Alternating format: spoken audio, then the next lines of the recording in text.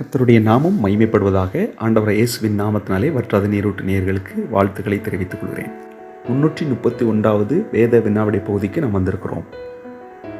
இந்த வேத வினாவளி பகுதியின் தலைப்பு பேரில் ஒன்று, அதாவது வேதாகமத்தில் உள்ள நபர்களுடைய பெயர்கள்.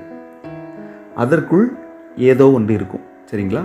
ஒரு அர்த்தமுடைய ஒரு பொருளோ ஏதோ ஒன்று அந்த பெயருக்குள் இருக்கும். அதை நீங்கள் கண்டுபிடிக்க போகிறீர்கள். எடுத்துக்காட்டு, பயணம் செய்ய அப்படின்னு நான் சொல்கிறேன் அப்படின்னு சொன்னால், அதை வைத்து யோசித்து பயணம் செய்ய அப்படிங்கிறதுக்கு ஏதுவாக அதுக்கு சம்பந்தப்பட்ட வார்த்தை வருகிற பெயரை நீங்கள் கண்டுபிடிக்க வேண்டும். பயணம் செய்ய அப்படின்னு சொன்னால் விடை என்பது ஆகார். ஆகார், கார் என்ற வார்த்தை வருகிறது. ஆகவே பயணம் செய்ய அப்படின்னு சொல்லும் பொழுது ஆகார். இப்படித்தான் நாம் பதிலை கண்டுபிடிக்க போகிறோம், சரிங்களா? நல்ல கூர்ந்து கேள்வியை நன்றாக சோதித்தறிந்து நீங்கள் பதில் கொடுக்க வேண்டும். முதலாவது கேள்வி, கொண்டு செல்ல. கொண்டு செல்ல இந்த வார்த்தையை கவனித்து, கொண்டு செல்ல அப்படிங்கிறதுக்கு தகுந்தாற் போல ஏதோ ஒரு பொருளை நீங்கள் கண்டுபிடிச்சு அதில் வருகிற பெயரை நீங்கள் கண்டுபிடிக்க வேண்டும், சரிங்களா? கொண்டு செல்ல. கொண்டு செல்ல அப்படிங்கிறதுக்கு யார் பெயர் கரெக்டாக இருக்கும் அப்படிங்கிறத கண்டுபிடிக்க வேண்டும். இரண்டாவது கேள்வி, பிரிக்க.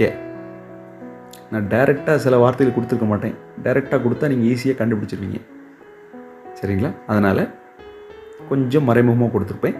பிரிக்க, ஒருவருடைய பெயர், அந்த பெயருக்குள் பிரிக்க சம்பந்தப்பட்ட காரியம் அங்கே ஒன்று இருக்கும், ஏதோ ஒரு பொருள் இருக்கும், சரிங்களா? பிரிக்க. மூன்றாவது கேள்வி, சாப்பிட. இது ஒரு அசைவம் அப்படின்னு சொல்லலாம். சாப்பிட. இந்த மூன்றாவது கேள்விக்குரிய அந்த பேரில் சாப்பிடக்கூடிய ஒன்று இருக்கும், அசைவ சாப்பாடு. நான்காவது கேள்வி, விளையாட. விளையாட்டு சம்பந்தமான ஒரு வார்த்தை இந்த நாலாவது கேள்விக்கான அந்த பதில் பெயர் நபருடைய பெயரில் இருக்கும். ஐந்தாவது கேள்வி, தொடர்பு கொள்ள. இப்போ நம்ம எப்படி மற்றவங்களை தொடர்பு கொள்கிறோம் அப்படிங்கிறத வச்சு தொடர்பு கொள்ள, நம்ம மற்றவங்களோட தொடர்பு கொள்வதற்கு உதவுவது என்ன, அதில் முக்கிய காரணமாக இருப்பது என்ன அப்படிங்கிறத வச்சு ஒரு பெயரில் ஒரு வார்த்தை இருக்கும், அதை கண்டுபிடிக்கணும், சரிங்களா? தொடர்பு கொள்ள ஐந்தாவது கேள்வி இது. அடுத்த ஆறாவது கேள்வி, குளிக்க. குளிக்க இது நீங்கள் கண்டுபிடிக்க வேண்டும். ஒரு பெயரில் குளிக்கிறது சம்பந்தமான ஒரு காரியம் இருப்பதை நம்ம பார்க்கலாம். ஏழாவது கேள்வி, எழுத. எழுத நம்ம எழுதுவோம் பார்த்தீங்களா? எழுதுதல் சம்பந்தமாக ஒரு பெயருக்குள்ள ஒரு வார்த்தை இருக்கும், அதை நீங்கள் கண்டுபிடிக்க வேண்டும். எட்டாவது கேள்வி, சாப்பிட. எட்டாவது கேள்வி, சாப்பிட. சாப்பிட சம்பந்தப்பட்ட ஒன்று ஒரு பெயருக்குள்ளே இருக்கும். இது எட்டாவது கேள்வி, சரிங்களா? ஒன்பதாவது கேள்வி, சமைக்க. சமைக்க, சமையல் சம்பந்தமான ஒரு வார்த்தை ஒரு பெயருக்குள்ளே இருப்பதை பார்க்குறோம், சமைக்க.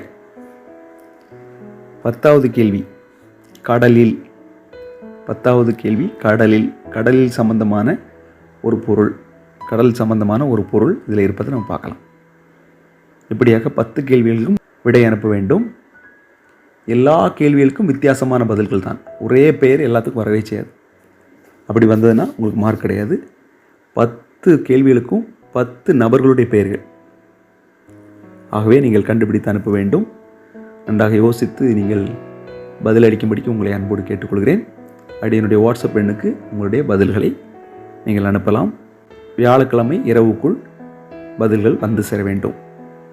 ஓகே, மறுபடியும் சொல்கிறேன், சில ஆங்கில வார்த்தைகளும் சம்பந்தப்பட்டிருக்கும், அதை நீங்கள் மனதில் வைத்துக் கொள்ளுங்கள்.